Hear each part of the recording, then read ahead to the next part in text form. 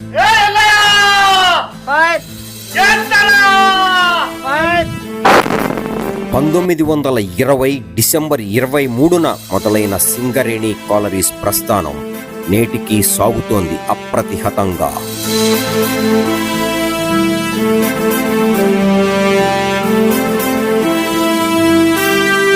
దేశ ఇంధన అవసరాలను తీర్చడంలో కీలక పాత్ర పోషిస్తూ దేశానికే తలమానికంగా నిలుస్తోంది సింగరేణి. గోదావరి ఎదలో చెరగని చరితల నా తల్లే సింగరేణి మా బంగారిని, శ్రమజీవుల భవితలో మెరిసిన కాంతుల భూగర్భిణి. రాష్ట్రాభివృద్ధికి వెన్నెముక మన సింగరేణి. సింగరేణి తరగని సిరులమణి. 6 జిల్లాలలో లక్షలాది ప్రజలకు ప్రత్యక్షంగా మరియు పరోక్షంగా జీవనాధారం కల్పిస్తోంది మన సింగరేణి. భూమి పొలంలో మాగాని నల్లని కనకం